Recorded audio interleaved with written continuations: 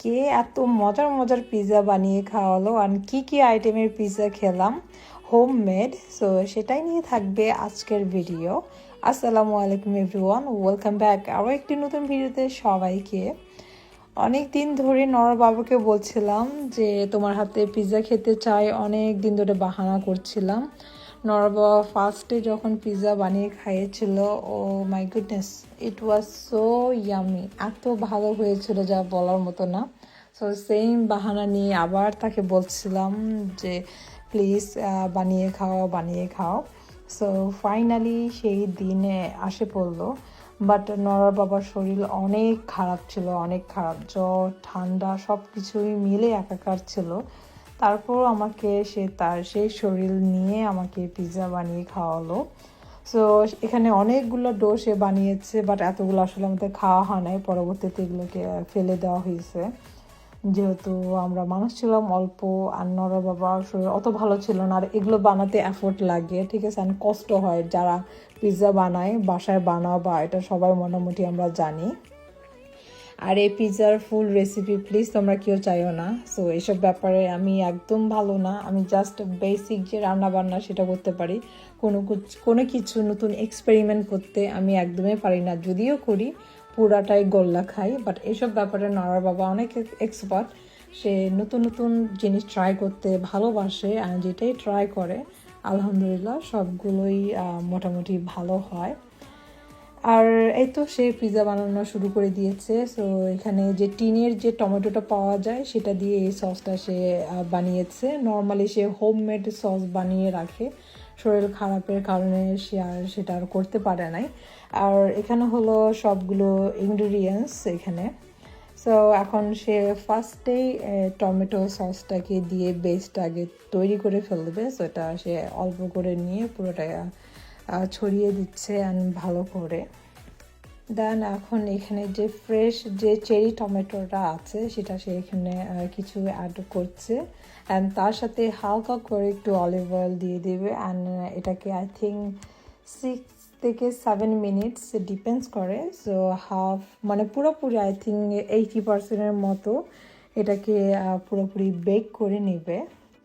আর depend করে কতটুকু সময় লাগে এটা পুরোপুরি হতে, এক্স্যাক্টলি টাইম আমি বলতে পারছি না।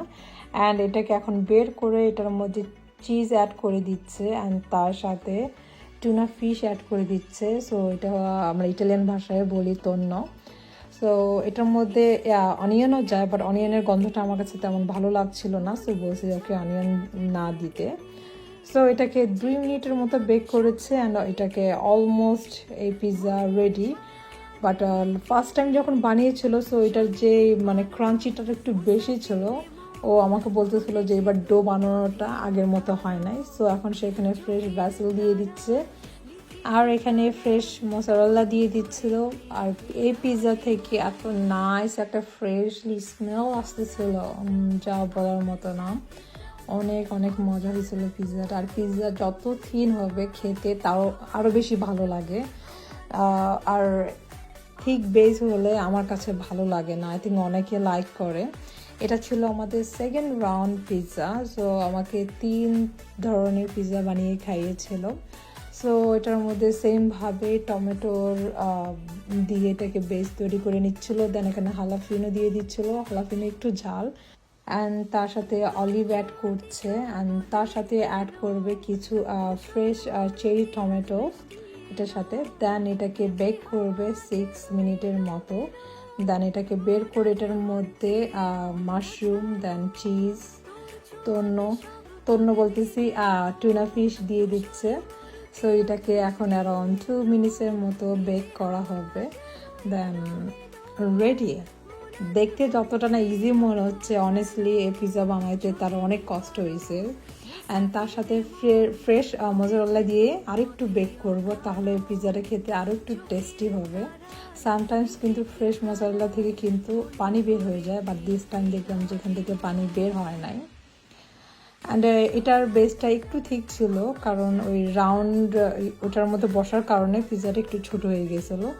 বাট এই সেকেন্ড রাউন্ডের পিৎজাটাও খেতে অনেক ভালো লাগছে।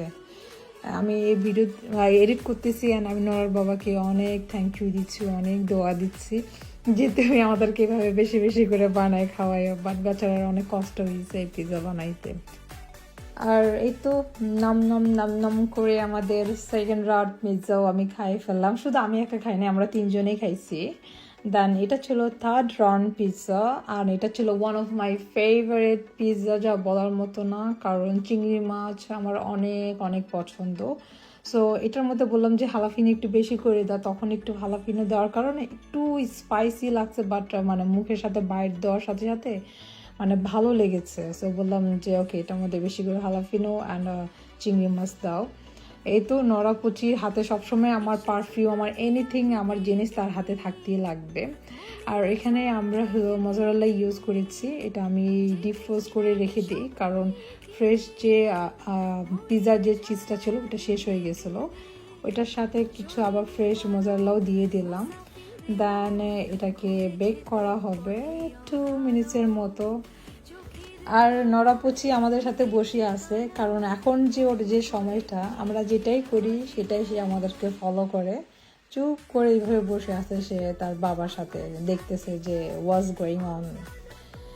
আর এই তো অলমোস্ট রেডি আমাদের থার্ড রাউন্ড পিৎজা। এখন এটাকে এখন বের করব। আর নরার বাবা পিৎজা বানাচ্ছিল আর বলতেছিল যে ইস, এবারটা পারফেক্ট হলো না, আগের মতো হলো না, ফার্স্ট টাইমটা অনেক ভালো হয়েছিল। সেইভাবে বলতেছিলাম সে না, যেটাই বলো, যেটাই করছো অনেক ভালো হয়েছে, তারপরে যে শরীর নিয়ে যে করে খাওয়াইছো এটাই অনেক। সো এই তো আমরা মজা করে আমাদের সবগুলো পিৎজা খেলাম। হোপফুলি তোমাদের ভিডিওটি ভালো লেগেছে, ভালো লাগলে বেশি বেশি করে লাইক কমেন্ট দিতে ভুলবে না।